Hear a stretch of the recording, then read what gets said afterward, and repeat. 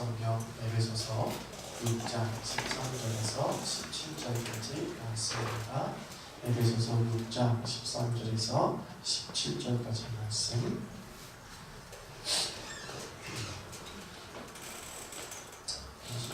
시작. 그러므로 하나님의 전신갑주를 취하라. 이는 악한 날에 너희가 능히 대적하고 모든 일을 행한 후에 서기 위함이라. 그런즉 서서 진리로 너희 허리띠를 띠고 의의 호심경을 붙이고 평안의 복음이 예비옷으로 신을 신고 모든 것 위에 믿음의 방패를 가지고 이로써 능히 악한 자의 모든 불화살을 소멸하고 구원의 도구와 성령의 검 곧 하나님의 말씀을 가지라. 아멘.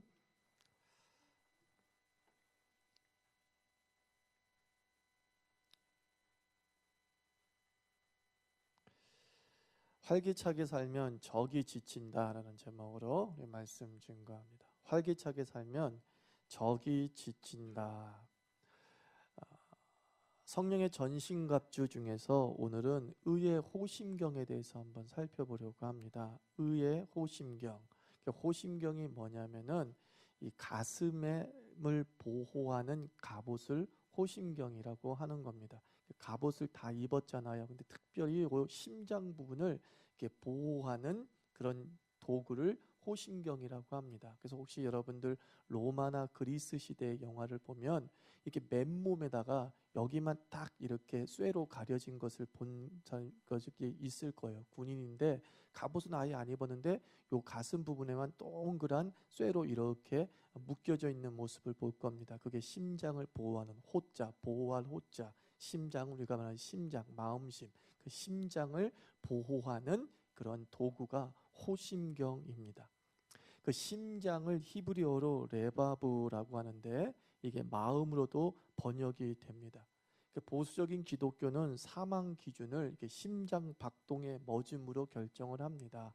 그래서 무엇이 죽음이냐, 뇌사가 죽음이다라고 받아들이는 그런 신학도 있고, 심장사가 죽음이다라고 말하는 그런 신학도 있습니다. 근데 보수적인 신학에서는 심장사가 진짜 죽음이다라고 우리가 받아들입니다. 왜냐하면 성경에서 이 심장, 이 레바브라고 하는 단어는 생명의 자소, 생명의 근원으로 이해되고 있기 때문입니다. 그래서 이 심장은 생명, 즉 활력, 역동성, 의지를 드러낸다라고 생각하시면 됩니다.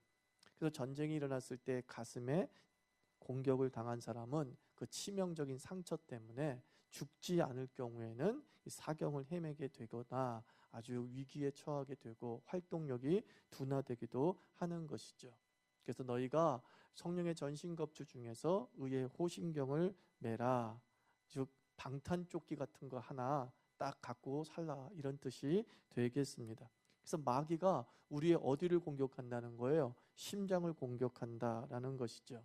마귀가 우리의 심장을 공격했을 때에 나타나는 현상이 뭐냐면 낙심, 절망, 의기소침, 무력감 등이에요. 이것은 내가 심장을 공격당한 거예요. 내 생명의 자소, 활력의 자소인 심장을 마귀가 공격했을 때 우리는 그 고통으로 인해서 낙심과 절망과 의기소침과 무력감의 현상이 나타나게 되는 거죠.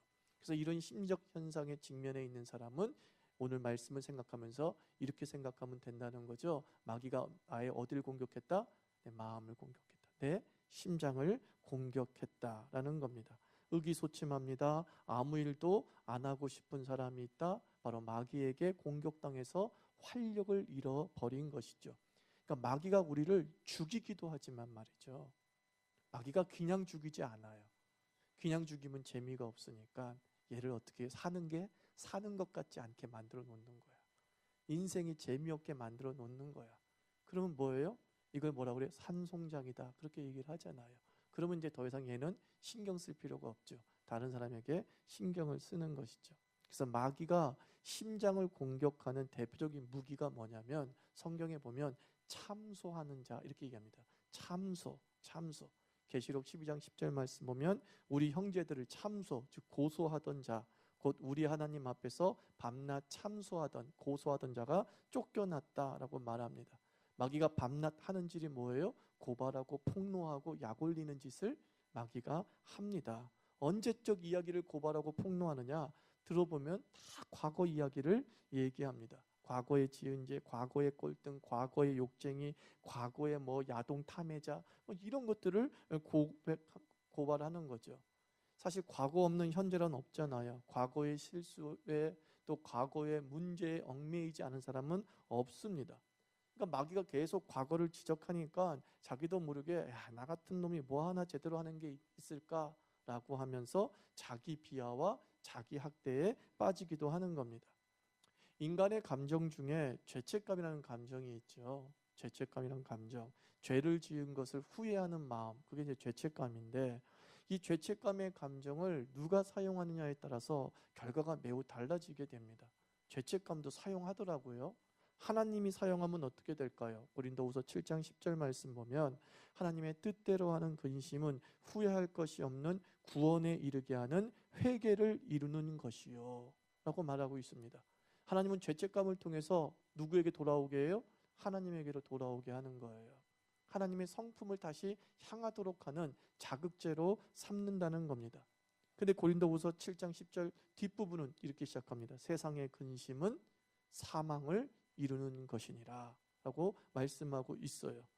반면 마귀는 죄책감을 통해서 우리를 좌절하게 만들어서 결국 죽음에 이르게 하는 것이죠. 제가 부교육자 시절에 어떤 형제가 찾아와서 자기가 교사를 그만두겠다고, 총무교사였는데 교사를 그만두겠다고, 전도사님 아무리 생각해도 나는 도저히 나 같은 놈은 교사할 자격이 없습니다 그래요. 그래서 나이차가 별로 안 되던 형과 동생의 사이 같은 느낌이니까, 같은 친구 연배니까 이렇게 얘기하다가 솔직하게 말해서 얘기하는 거예요. 제가 애인을 사귀고 있는데 애인과 혼전 성관계를 맺었다는 거예요. 근데 성관계를 맺은 다음에 갑자기 마음속에 든 생각이 뭐냐면 내가 너무 더러워졌다라는 생각이 드는 거예요. 내가 정말 하나님 앞에 온전히 서서 애들을 가르칠 자격이 없다, 이 생각이 물밀듯이 들어왔다는 거예요. 그래서 그게 언제적 느낌이냐 그랬더니 6개월 전부터 계속 그 마음이 자기를 사로잡아서 하나님 앞에 울고짖으면서 내가 잘못했습니다, 내가 혼전 성결을 깨뜨렸습니다, 내가 성적으로 더러워졌습니다, 하나님 회개는 했다는 거예요.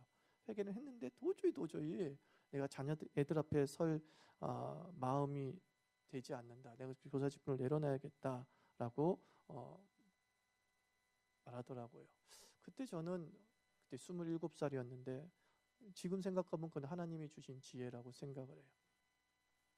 제가 그때 얘기한 게 아주 선명히 남는데, 형제님, 동생이라서 생각해서 얘기하는 건데 사명을 떠나는 죄책감은 그 마귀가 준 겁니다 그랬어요. 제가 사명을 떠나는 죄책감은 마귀가 준 겁니다. 죄책감이 단순히 자기 비하와 자기 자신에 대한 실망으로 끝나면 그 마귀가 준 것인데, 형제님은 일단 하나님 앞에서 온전히 서지 못한 것에 대한 철저한 회개를 하지 않았습니까? 그 6개월 동안 참 자숙하고 고민하고 아파했던 시간들을 충분히 거쳤다고 생각합니다. 조금의 더 자숙의 시간을 갖기를 원한다면 제가 드리겠습니다. 그래 제가 봤을 때 충분히 6개월 동안 아파하고 힘들어 했네요. 그 마음으로 우리 애들 앞에 섭시다. 만약에 그 마음이 있으면 애들에게 얼마나 혼전 순결의 가치를 잘 가르칠 수 있겠어요. 그죠? 그래서 우리 열심히 한번 또 초등부를 위해서 뛰어봅시다 라고 하면서 함께 손을 잡은 적이 있어요. 죄책으로 좌절이 몰려올 때마다 우리가 붙잡아야 되는 것이 뭐냐? 흉배, 호심경을 붙잡아야 되는데, 그 호심경 앞에 무슨 호심경이래요? 예, 의의 호심경을 붙잡는 거예요. 의의 호심경. 이 의라는 것은 신학적으로 전가된 의를 얘기하는 거예요. 즉 예수님께서 우리를 의롭게 하신 그 의를 붙잡으라 라는 것입니다. 그러니까 현대적으로 말하면 의의 호심경을 붙잡는다는 것은 주께서 우리에게 말씀하신 이것을 확실히 믿는 거예요. 천훈아, 난 너의 과거 신경 안 써. 마귀는 자꾸 나의 과거를 신경 쓰게 만드는데 하나님은 나의 과거에 대해서 나에게 들려주십니다. 난 너의 과거 신경 안 쓴다니까. 이게 전가된 의예요. 네가 지금까지 어떻게 살았든지 간에 네가 내 앞에 선 이상, 네가 나의 자녀가 된 이상, 네가 나의 사명을 받은 이상 과거의 그 어떤 것 내가 신경 안 쓸게. 신경 안 쓸게. 마귀와 한번 싸워 라고 말씀하는 것입니다. 어떤 여집사님이 이거 지어낸 얘기 같은데, 어떤 여집사님이 교회에서 이제 기도 중에 예수님을 만났다는 거예요. 그런데 그분이 진짜 예수님인지 믿겨지지가 않는 거예요. 그래서 목사님과 상담을 했어요. 목사님은 자기가 이제 신학생 때 지은 심각한 죄들을 이렇게 얘기하면서 예수님을 만나면 우리 교회 담임 목사가 신학생 때 지은 죄를 기억하냐고 한번 물어보라고 한 거예요. 근데 또 막 기도 중에 예수님을 만난 거예요. 그래서 이제 기회다. 이게 진짜 예수인지 가짜 예수인지 마귀가 준 환상인지 예수님의 임재인지 한번 확인해 보려고 우리 담임 목사님이 30년 신학생 때 이런 죄 지었다고 하는데 혹시 아십니까? 그리고 어떤 죄가 하나 있는데 그거 말씀해 주실 수 있어요? 이제 이렇게 얘기를 한 거죠. 근데 갑자기 예수님이 얼굴이 붉어지면서 당황해 하시면서 고민에 빠지면서 얘야 부끄럽지만 내가 도저히 네 담임 목사 죄가 생각이 안 난다 그러더라는 거예요. 나 모르겠다 언제를 지었는지. 그래서 이 여집사님이 불이럽게 담임 목사님이 찾아와서 내가 마귀의 환상에 빠졌어요. 그 예수 가짜 입기다. 목사님이 말한 그 죄 하나도 기억 안 난대요. 모른대요. 그저 그 담임 목사님 여집사님이 콱 붙잡으면서 집사님 진짜 예수 만났네. 진짜 예수 만났네. 그러는 거예요. 아니 목사님 죄도 모르고 기억도 안 나는 그 예수님이 어떻게 진짜 예수님일 수 있어요? 내가 성경에서 만난 예수님은 우리의 죄를 용서하시고 절대 기억하지 않는 분이라고 되어 있거든요. 이사야서 43장 25절. 나 곧 나는 나를 위하여 내 허물을 도말하는 자니 네 죄를 기억하지 아니하노라. 진짜 예수님 만난 거죠. 인간은 상대방의 허물과 상대방의 상처와 상대방이 내게 한 못된 짓거리 끝까지 기억하면서 나에게 상처 주고 그에게 상처 줄 기회만 노리고 있지 않습니까? 우리가 한번 엎질러진 물은 다시 담을 수 없는 게 인간사예요. 그것이 죄악에 물든 우리들의 모습이에요. 그런데 예수님은 말씀합니다. 결코 기억나지 않는다. 한번 잊어버리는 거예요. 내가 네 과거 때문에 신경 안 쓴다. 네 과거가 네가 내 자녀가 되고 내 아들이 되고 내 딸이 되고 내 사명을 받는 것에 어떠한 영향도 미치지 않는다. 자꾸 그것 때문에 의기소침하지 마라. 자꾸 그것 때문에 활력을 잃어버리지 마라. 의의 호심경 붙잡고 당당하게 세상을 향해 살아가라. 이게 예수님이 십자가에서 죽으시고 부활하신 이유인 줄 믿습니다. 사랑하는 성도 여러분, 자기 자신이 함심할 때가 많아요. 자기 자신이 정말 별 볼 일 없을 때가 많아요. 한 사람이 준 상처 때문에 30년 동안 가슴에 남겨두고 한 사람이 미워서 30년 동안 얼굴 붉히고 살아가고, 그게 우리의 모습이에요. 그것은 바로 우리가 의의 호심경을 떼어놓고 마귀에게 공격당한 증거예요. 내 상처가 아물지 않는 것은 여전히 마귀에게 공격당한 증거예요. 다른 사람에 대한 미움으로 마음이 매일매일 부패되어져 있으면 역시 그 사람도 마귀에게 참소당한 자요 고발당한 자로 살아가는 거예요. 왜 이 의의 호심경을 사용하지 않을 겁니까?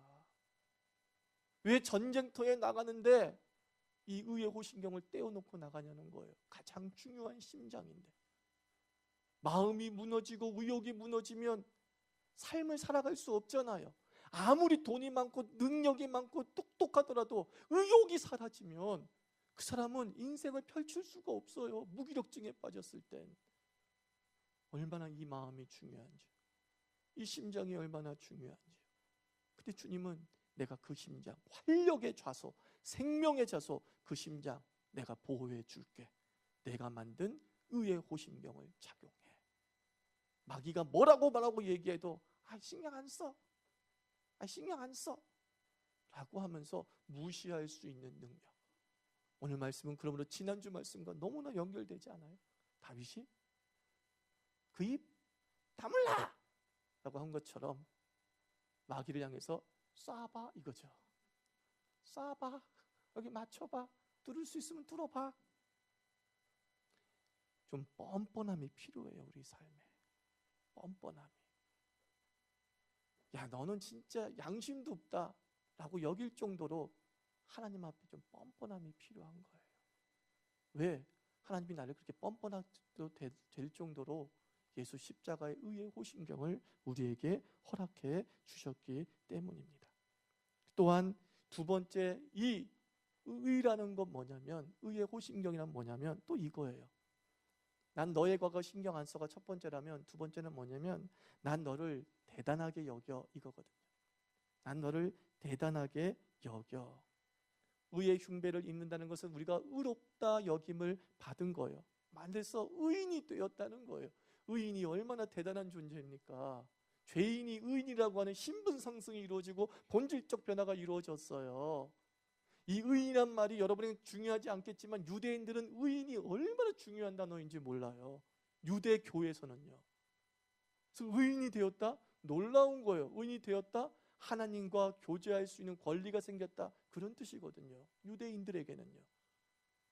근데 그들을 향해서 너를 내가 의롭다함을 줄게. 너는 의롭다고 여길게 라고 말하는 겁니다. 그래서 그 칭의를 통해서 얻은 직분이 뭐냐면 너는 왕 같은 제사장이요 라고 말씀하고 있어요. 왕 제사장. 예배하고 다스리는 역할을 우리 안에서 회복시키신 것입니다. 그래서 의롭다 하심은 말장난이 아니라 우리의 존재의 질적 가치가 변화된 것입니다. 의롭다는 것은 단순히 죄가 없음이 아니라 우리가 이전의 가치와는 전혀 다른 가치를 지니게 되었다는 것이에요. 이전에는 종이었는데 지금 왕이 돼서 다스릴 수가 있다라고 말하고 있습니다. 얼마나 귀한지 모릅니다. 그게 의의 호심경이에요. 우리 안에서 많은 열등감이 불어닥칩니다. 난 잘 이런 거 못해. 나는 왜 이렇게 다른 사람보다 머리가 나쁘지? 나는 왜 이렇게 다른 사람보다 이렇게 의지가 약하지? 수많은 열등감이 몰려오잖아요. 그래서 마음이 무너져 버리잖아요. 누군가와 비교해 보면서 쟤는 금수저인데 왜 우린 또 흙수저야? 그래서 또 열등감에 사로잡히게 되는 것이죠. 나는 이 일을 해낼 수 없어 라고 하는 생각이 몰려올 때 사는 맛이 안 나는 거예요. 공부하는 맛이 안 나는 거예요. 근데 주님은 말씀합니다. 너는 대단하다니까 이거예요. 너는 대단하다니까. 너는 나의 자녀이고 그걸로 끝나는 게 아니라 너는 왕이야. 너는 제사장이야. 라고 우리에게 말씀하고 있습니다. 그래서 우리 자유계 교인들은 한 사람 한 사람 활기차게 살아서 나의 활기를 죽이려고 하는 마귀를 우울하게 만들고 좌절하게 만들 수 있어야 되지 않겠습니까? 화살을 백날 쏴봤자 안 죽으니까 이 얘기 저 얘기 들려오도 꿋꿋하게 그냥 우직하게 자기 길을 가니까 이 상황 저 상황이 다 기억나게 하더라도 여전히 하천원 목사는 설교를 하고 있네. 저 뻔뻔한 놈. 온갖 죄악과 추악한 거 내가 다 기억나게 만들었는데 저 인간이 여전히 광대상에서 예수 그리스도는 나의 주시오, 우리의 하나님이시오, 우리의 구세주임을 선포해버리네. 미치고 팔짝 뛰는 것이죠. 바로 그거예요. 바로 그거예요. 양심이 없는 뻔뻔함이 아니라 하나님이 주신 은혜에 대한 감사함으로 나오는 뻔뻔함인 거예요. 나 같은 죄인 살리신 그 은혜 너무 놀라워서 그 놀라움의 기쁨과 감격으로 수많은 말의 불화살들, 좌절의 불화살들, 열등감의 불화살, 그리고 과거의 허물에 대한 불화살이 날라온다 할지라도 내 심장은 여전히 예수를 향해서 활력이 팔떡팔떡 떠버리는 것이죠. 내게 주신 삶의 의지로 활력이 넘쳐 흐르는 것이죠. 그게 그리스도인이에요. 그게 전신갑주에서 의의 호심경의 역할입니다. 오늘 이후부터 여러분들 심장 보호 잘 하시기 바랍니다. 예? 마음 보호 잘 하시기 바랍니다. 예? 마음이 자꾸 우울해지려고 할 때마다 예수의 의의 호심경 막 있는지 확인하고 항상 이 심장이 팔떡팔떡 뛸 수 있도록 예수 그리스도 안에서 활기를 유지하는 그리스도인 되기를 주의 이름으로 축원합니다.